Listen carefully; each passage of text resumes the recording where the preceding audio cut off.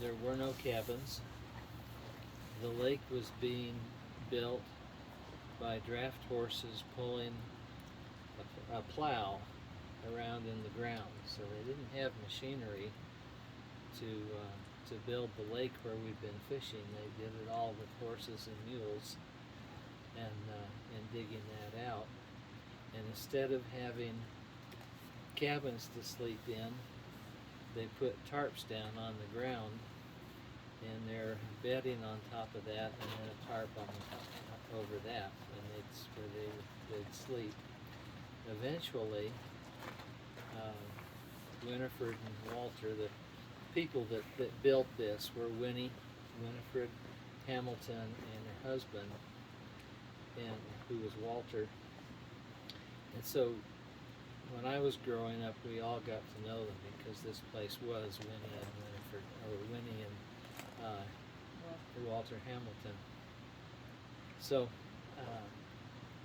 the first place they built was the main office up here where we checked in, and there's it's a whole house there, and it used to be that they would have guests come in there. In fact, we have a menu that I got from Dolores, who owns this now. I got it from her yesterday, and it's a menu from Winifred when they would have guests up to the shop up here.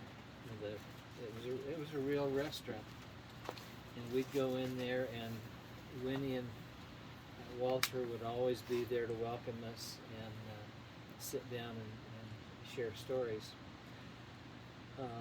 One of the things that is still the way it was many years ago, probably was worse many years ago, is the bears. And so the first part of that was that my grandparents had never been around bears before, knew nothing about them, and all they knew was scary stories of bears eating people and how dangerous they were. So one night when they were staying, then eventually the next time they came here they had tents, but they were in the main lobby sitting around telling stories there. You probably haven't been in it. If you go into the front of the building up here at the front to check in, that was the living room, and then behind was the dining room and where they lived during the time that we were guests. They would sit in the room in there telling stories about the trips, and they made trips up to Goose Lake, which is where we want to go in 2 days. And rather than having ATVs, they had horses to pack them in, and so they'd go on horses all the time. But I've gotten off a little bit of where I was leading, because the stories that I would hear as a child were the stories of the early times when they were building cabins and people still living on the ground, or coming up here and staying that way. Well, my grandmother woke up in the middle of the night one night, and she just had to go to the bathroom, and she couldn't wait any longer, and so she got up and had a flashlight and was walking from where they were sleeping back to the main house so she could use their bathroom. And as she started walking, she heard sounds in the bushes around her. And as you might imagine, any of us in the middle of the night when we are in the dark and we're hearing things, we're imagining all kinds of things. And so she got moving faster, and she ran up to the door and pushed the door open and slammed it behind her. And she looked back out at it, and she looked at it, and she couldn't see through this window. And she kept looking, and then she turned the light on, and all of a sudden here was this huge bear's face in the window looking up at her. Scared the shit out of her. That wasn't the way she described it when I was little, but that was the gist of it. And so the place constantly had bears here. And so that's something that we have the story of Maeve last time here, and she who scares bears, and that's the real story, and fortunately that occurred during the daylight. Now it didn't have to, because that bear was here several other times, and that bear was here during the night, and we heard it at our tent. I don't know how many of you heard the bear rattling your trash cans around outside and banging around on your porch. So that was just 4 years ago, and so that was some of the things they had to deal with here. They would do hikes up into the mountains. The place we're going to go tomorrow is Middle Fork Lake, and when I was in elementary school, my dad and my mom and Rusty, my brother and I, would do this hike up into the lake we're going to go to tomorrow. And so Dad was in good shape for hiking, but we were kids, and my mom was not ready for it, so we struggled at getting up to the top. But over the years, every year we'd come here, we'd go back up there to either Goose Creek or to Middle Fork. And again, it was scary because we didn't have camps up there. We didn't have tents. There were no outhouses. And so we slept on the ground in these tents, and we'd hear all this commotion around us. And so as a little kid, it was always pretty scary. I'm kind of thinking of this as we're going, because this has been, how many years now? 60 years of these stories of the travel. One of the things that happened last week here that was funny, and you guys have all seen Melvin? Melvin. Mm-hmm. The guy in the white truck that drives around, and he checks our licenses and he asks how things are, and everything's okay. Well, Melvin had an experience years ago. He has been here for a long, long, long time. And Winifred was a real character. She was small. She was mischievous. She at the time, all the time I knew her, she was probably 60, 70, 80, 90, and she lived to be into her 90s. She was always up to mischief. And so, one time we went up there, and I was like a teenager. We went into the dining room, and after everyone had finished eating, this woman came into the room, and she was dressed to the nines. She had lipstick on, her hair made up, fancy not nightgown, but a dress that you would wear in a Broadway play kind of thing, a gown. And she'd come in, and she would sing and play the piano.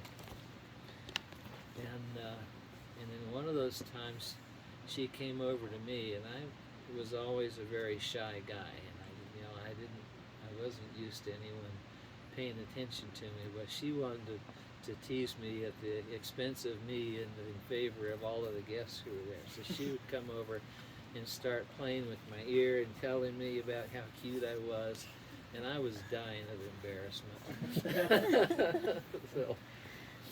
So she later, after the night was ending, she left, and she'd come back in as Winnie.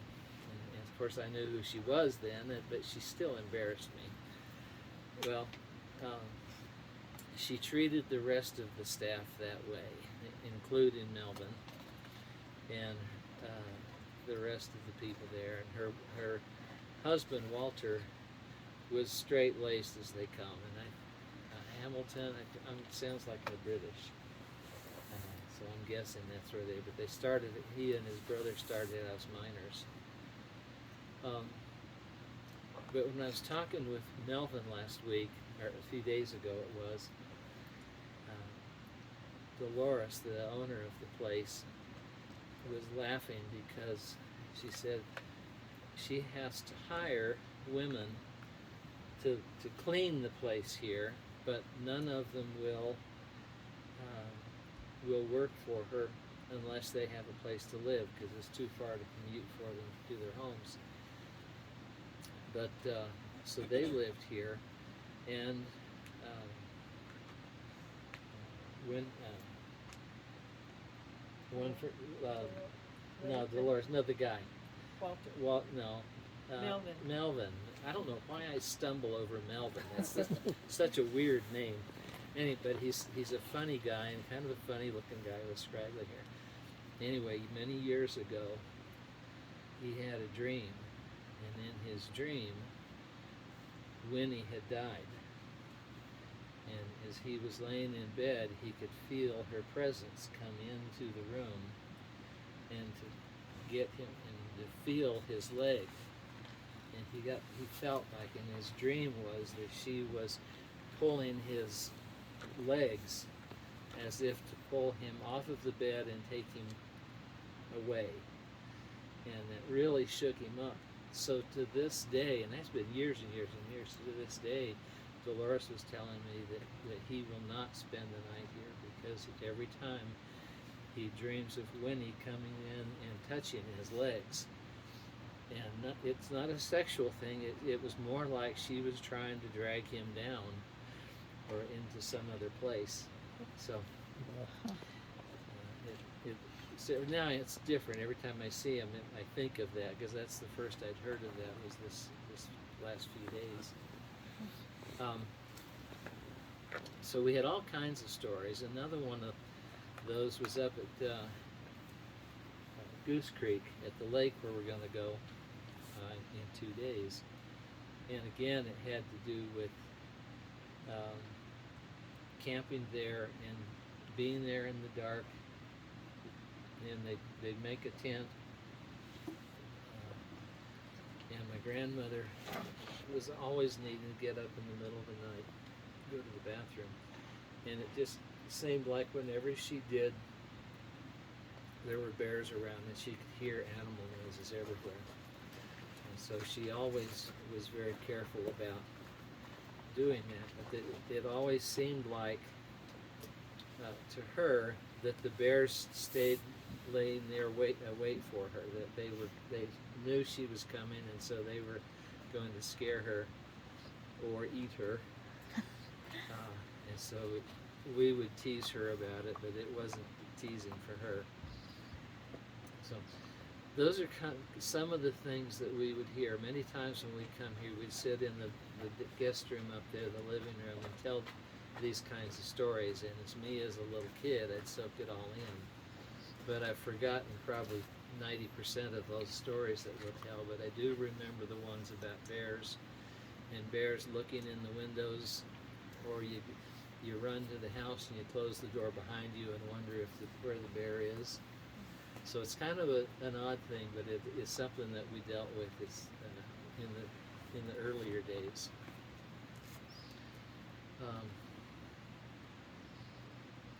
Any questions or thoughts of anybody about Red River and how it began?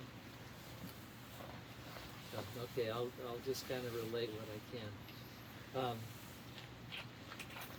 Another story that came out years ago, and was that there was a man who came here with his wife and son, and it was their first time to come here, and so they stayed here for several days. And this fellow told Winnie that this was their honeymoon, and they didn't want to be interrupted. They didn't want anybody to bring anything to them. They were in one of the cabins out here, and I don't remember which cabin it was. But he told Winifred and Walter to leave them alone. This was their honeymoon, and that they're here for a special reason. Well, they didn't hear anything from him, or the wife for 2 or 3 days. And so they got worried that were things really okay. And so they finally took Winnie and Walter, and they wound up and they knocked on the door to see if everything was okay. And they didn't hear anything. And they'd knock on the door and call again and not hear anything. And so they opened up the door to check in what was here, and walked in, and these cabins are small. You walk into it, and they walked into the cabin, and the door was to the bedroom was open, and looked in there, and there was blood everywhere. And then they looked around, and there was the wife laying there, and her head had been cut off, and she was lying there dead on the bed, obviously. And the little boy and the man were nowhere to be seen. So they went through the law and were worried about all of this, but there was nothing more they could do other than do some back checking.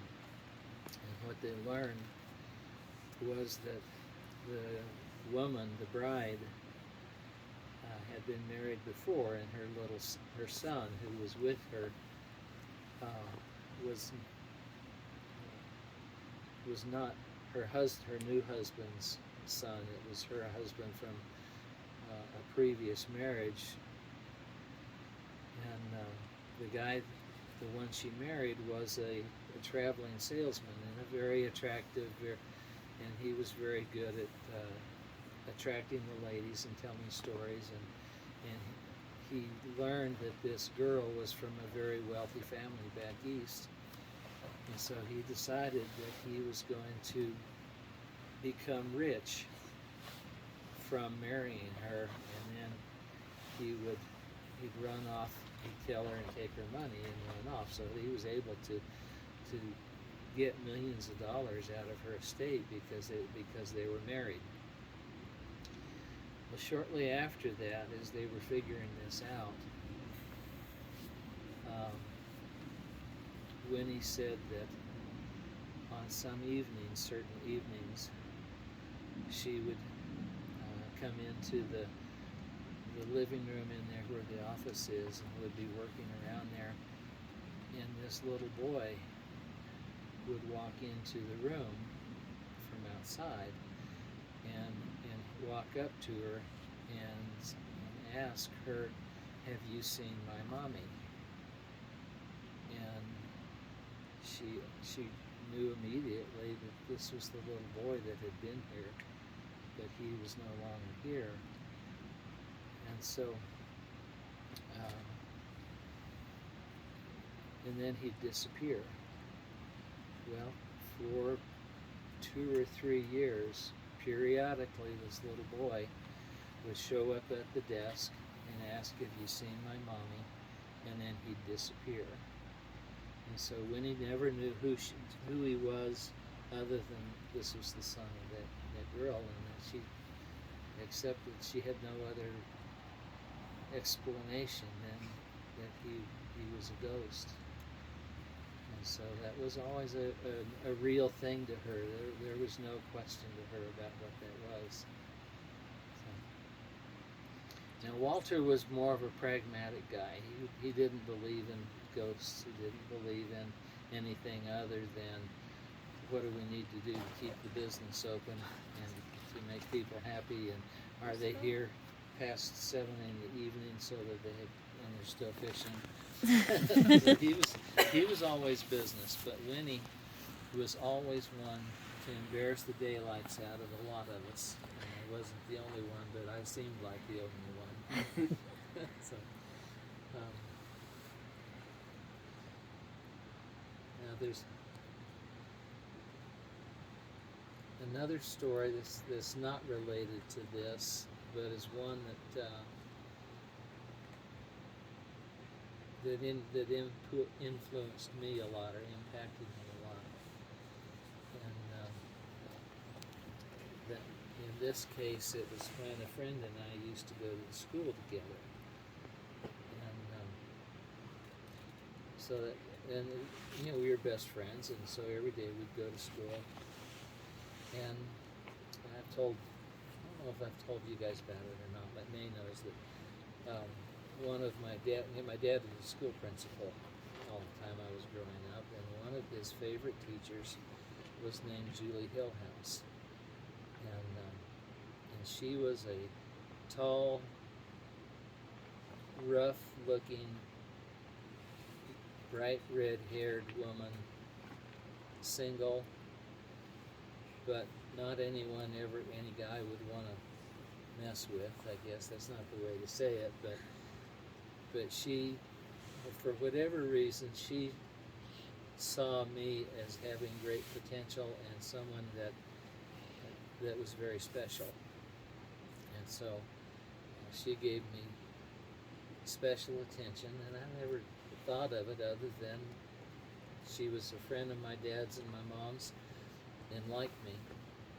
And so often she would have me stay after school and help her wipe down the chalkboards and clean the chalkboards, and help her after school. And then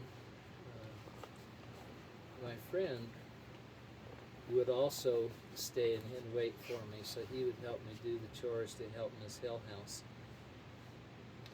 And so that was a very common thing for me to stay after later, and there were the two of us to come back. So one day,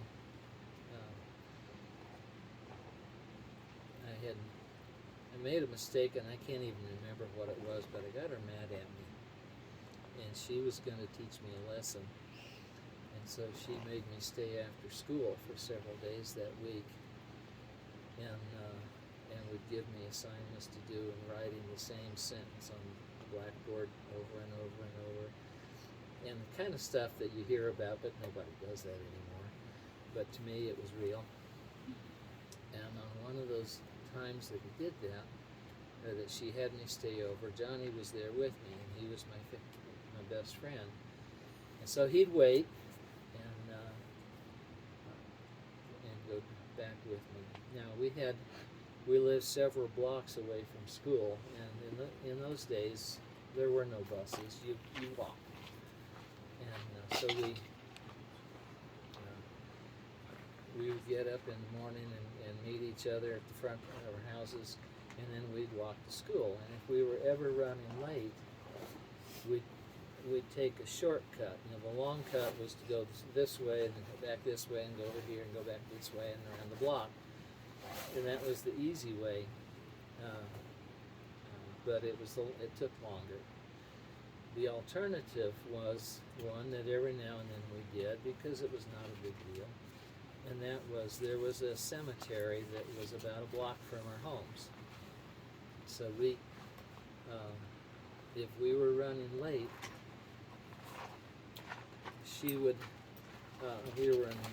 we did not want to get in trouble with her in the morning, or if it were at night, we didn't want to get in trouble with her parents, because, you know, one, when you're the principal's kid, you don't get in trouble. You just don't do that. So we would go through the cemetery, and it wasn't a big deal. We'd walk through it, but one thing that became a tradition is that we had a lucky penny between us. And so Johnny would always have this special penny, and he'd put it in his pocket, and that was our way of knowing that we were safe. It was the lucky penny. And so in the fall was when this occurred, that I got in trouble with her, and so I had to stay after. And then we left, and Johnny and I were getting ready to go home, and I said, look, if we go the long way, we're going to get in trouble, because we're going to have to tell our parents that I did something wrong, I got in trouble. So let's go through the cemetery, and we'll get there in time. Well, it was in the evening. I mean, it was in the fall, so the days were getting shorter. So by the time we got ready to cross the cemetery, it was dark out. So that made us a little bit nervous. And I'm getting tired of holding the light and holding her.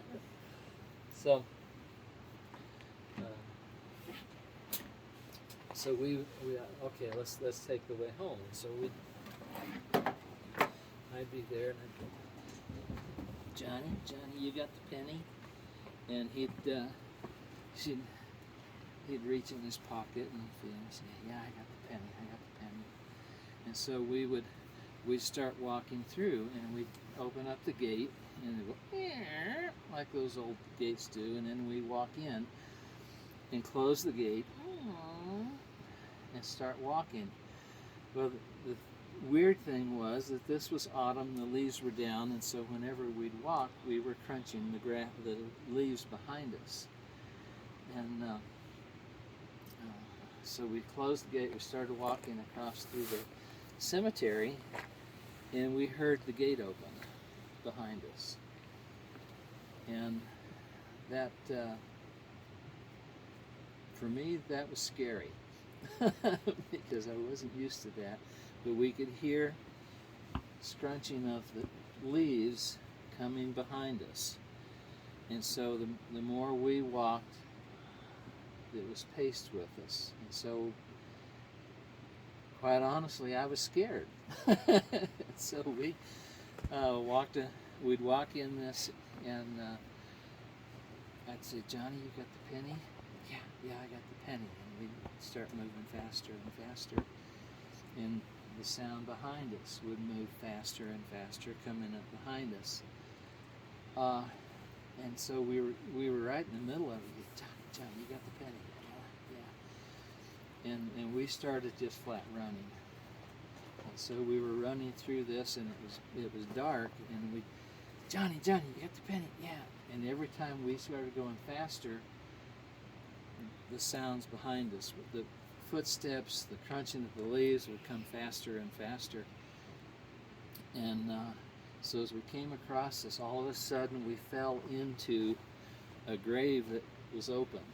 They had dug it that day, I presume, but we fell into this cotton picking thing, and we couldn't get out because we were stuck down in it. It was too deep to get out. And we could hear the rustle of the waves through this, and the breathing. Now we could hear his breathing. He was so close that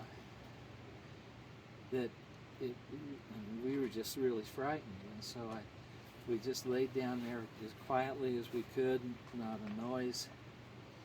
And I'd say, Johnny, you got the penny? Yeah, it's okay. And then we heard the sound of a shovel.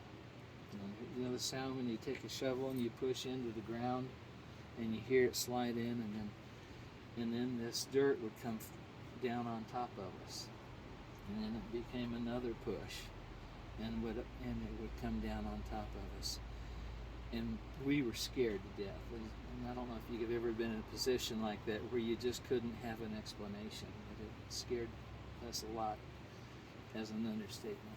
So every time this would come down on us, and we'd slide over in the corner and try and keep him from being able to see us, and he'd say, and I'd say to Johnny, you got the penny?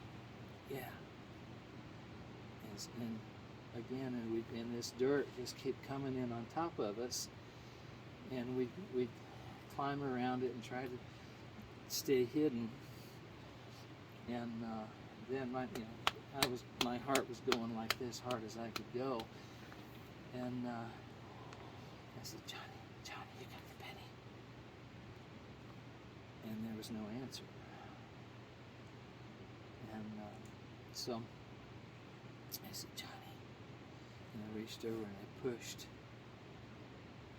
And I couldn't feel him. And I said, Johnny, you got the penny? I said, Johnny, you got the penny? Johnny!